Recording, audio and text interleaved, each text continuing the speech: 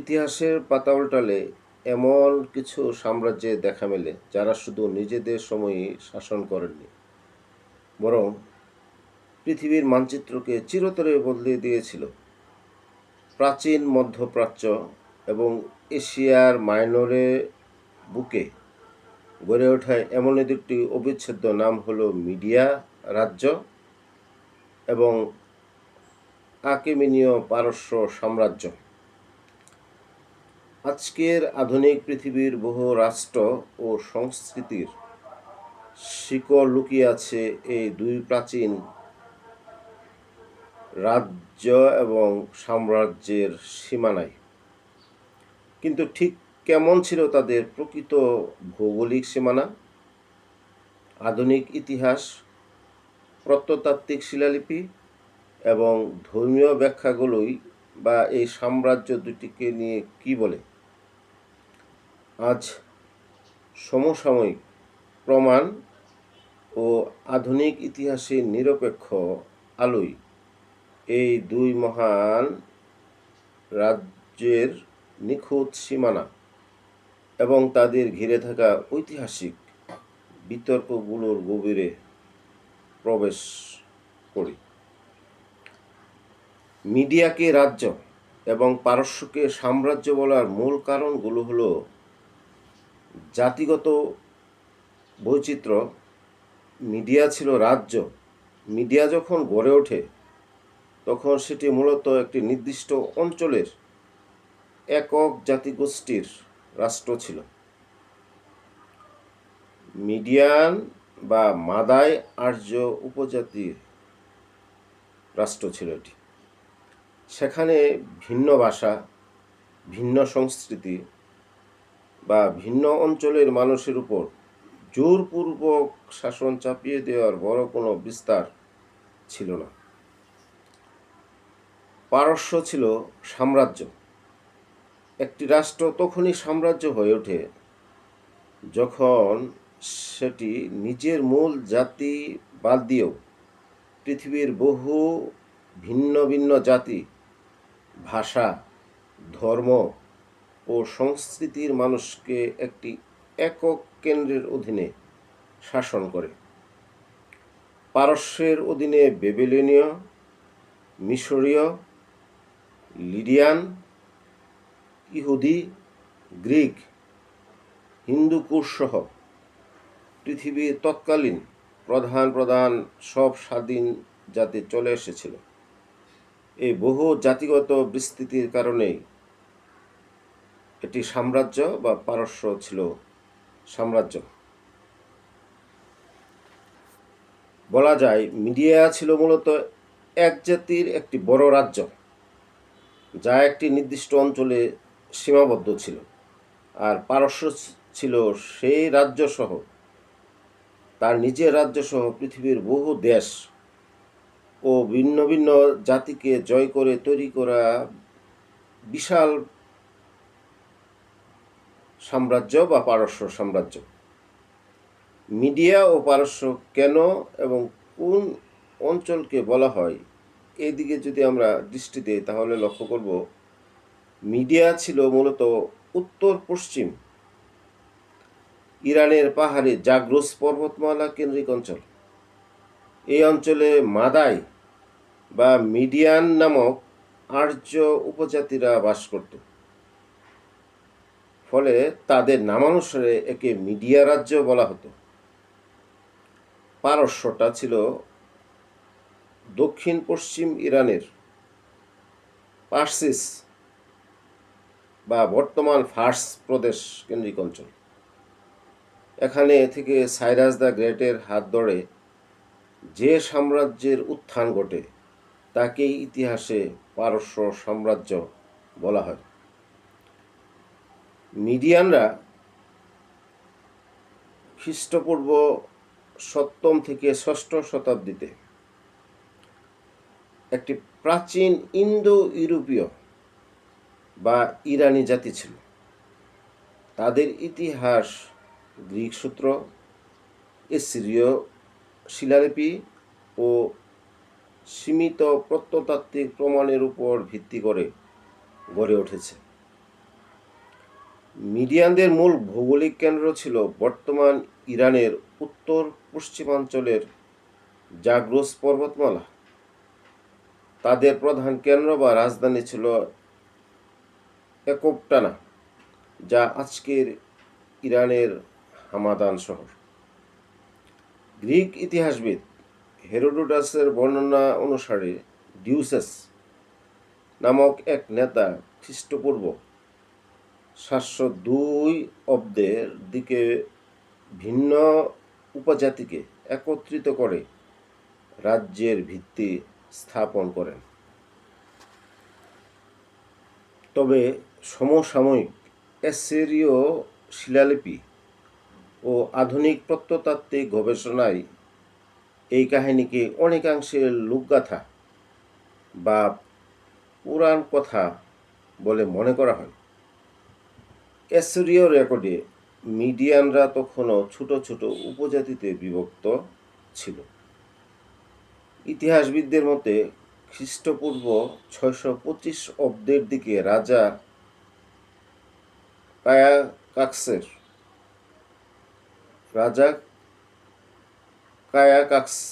কায়াকাক্সরেস অ্যাসিরীয়দের বিরুদ্ধে সফল অভিযান চালিয়ে মিডিয়াকে একটি শক্তিশালী ও সুসংগঠিত রাষ্ট্রে পরিণত করেন।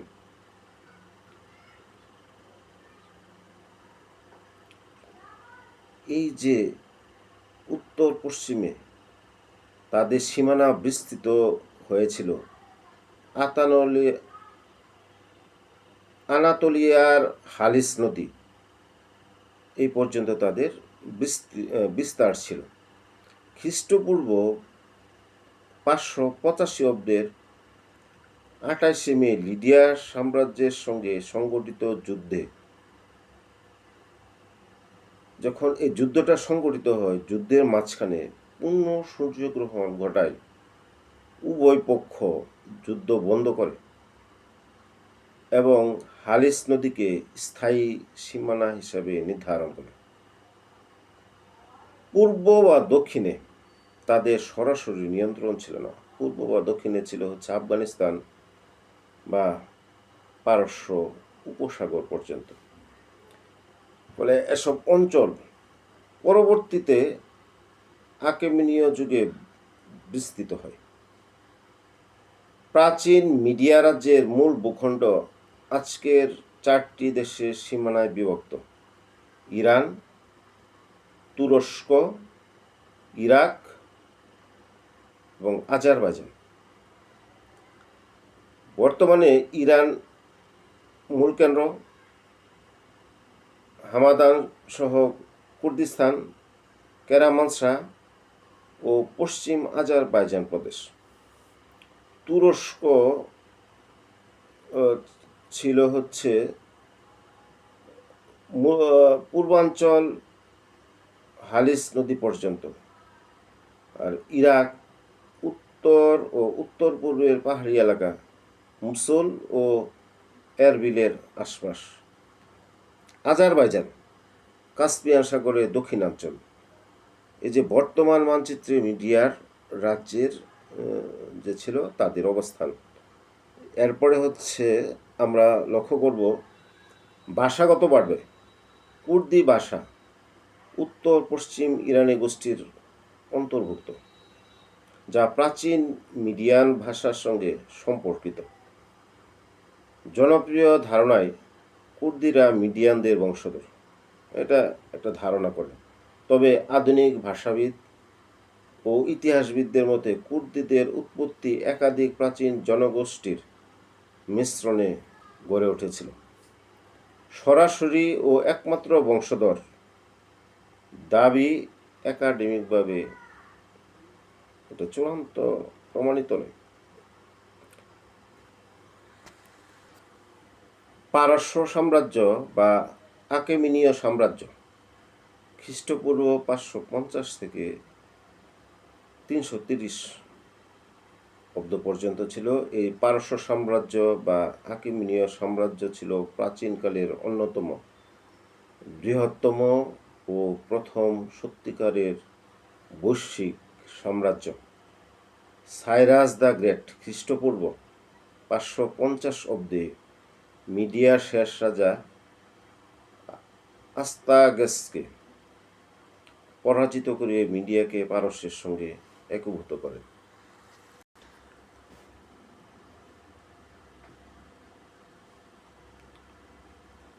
আস্তায়াগেস বা বাংলা উচ্চারণে অস্ট্রিয়াগেসের যে তিনি একীভূত করেন, পরবর্তীতে মূল আদি নিবাস ছিল দক্ষিণ পশ্চিম ইরানের ফার্সিস, বর্তমান ফার্স প্রদেশ। ফার্সিস দারিউস ও জেরক্যাক্সের সময় সাম্রাজ্যের আয়তন ছিল প্রায়, ইতিহাস থেকে জানা যায়, প্রায় 5 মিলিয়ন বর্গ কিলোমিটারেরও উপরে। পশ্চিমে এই সাম্রাজ্যের চতুর্দিক সীমানা যদি আমরা লক্ষ্য করি, তাহলে দেখব যে পশ্চিমে বলকানের থ্রেস ও মেসিডোনিয়া এবং উত্তর আফ্রিকার মিশর ও লিবিয়ার কিছু অংশ। মেসিডোনিয়া হচ্ছে বলা চলে যে বুলগেরিয়া ও গ্রিসের উত্তরাঞ্চল। পূর্বে ছিল এই সাম্রাজ্যের মধ্য এশিয়া হয়ে সিন্ধু নদীর অববাহিকা পর্যন্ত। বর্তমানে পাকিস্তানের সিন্ধু ও পাঞ্জাব পর্যন্ত। পারস্য শিলালিপিতে এটি হিন্দুস নামে 20তম প্রদেশ। এটি বর্তমান ভারতের মূল ভূখণ্ড বা কাশ্মীরের গভীরে প্রবেশ করেন। ওই এর উত্তরের সাম্রাজ্য দিকে লক্ষ্য করব যে দায়ানব নদী, কৃষ্ণ সাগর, ককেশাস ও কাস্পিয়ান সাগর। দক্ষিণে পারস্য উপসাগর, ওমান সাগর ও লোহিত সাগর। প্রশাসনিক রাজধানীসমূহ যদি আমরা লক্ষ্য করি যে প্রধানত 4টি প্রধান শহর তারা রাজধানী হিসেবে ব্যবহার করতেন: সুসা, বেবিলন, তারপরে হচ্ছে একোপটানা, পার্সোপোলিস বা পাসারগাদে। এই প্রশাসনিক রাজধানী সুসা প্রধান প্রশাসনিক কেন্দ্র, বেবিলন শীতকালীন রাজধানী ছিল, একোপটানা ছিল গ্রীষ্মকালীন রাজধানী, পার্সোপোলিস ও পাসারগাদ বিভিন্ন আচার অনুষ্ঠান ও ধর্মীয় কেন্দ্র হিসাবে ব্যবহার করত। এরপরে আমরা লক্ষ্য করব যে এই সাম্রাজ্য আজকের প্রায় 30টি দেশের সম্পূর্ণ বা আংশিক ভূখণ্ড স্পর্শ করেছিল। অনেক ক্ষেত্রে এটি ছিল সীমান্ত বা বলা যায় সীমান্ত প্রভাবিত অঞ্চল। তারপরে আমরা যদি মধ্যপ্রাচ্য এবং লেবাস্তার দিকে লক্ষ্য করি যে ইরাক, তারপরে হচ্ছে Iraq, Iran, Syria, Lebanon, Jordan, Israel, ফিলিস্তিন, কুয়েত, বাহরাইন, কাতার, সংযুক্ত আরব আমিরাতের উপকূল, উত্তর আফ্রিকার, এগুলি হচ্ছে আধুনিক মানচিত্রে পারস্যের যে বিস্তৃতিগুলো ছিল, এগুলো উত্তর আফ্রিকার ছিল যে মিশর, লিবিয়ার পূর্বাংশ,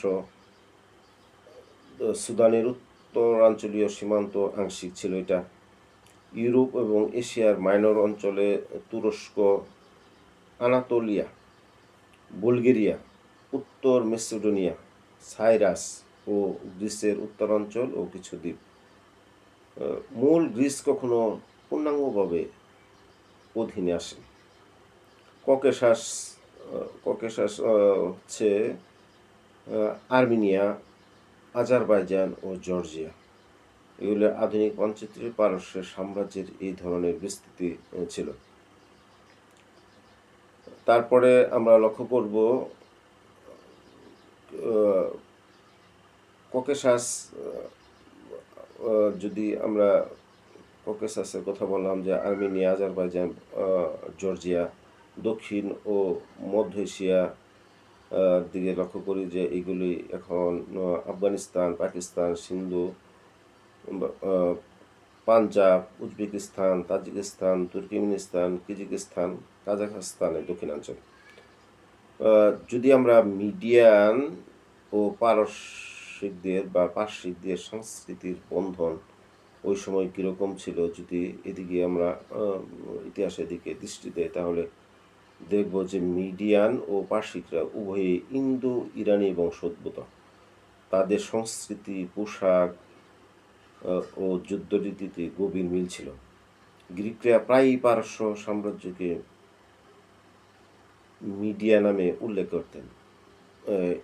তারপরে আমরা দেখব যে মিডিয়া ও পারস্য সাম্রাজ্য কেবল দুটি প্রাচীন রাজনৈতিক মানচিত্র ছিল না, এগুলো ছিল মানব সভ্যতার আদি রূপরেখা।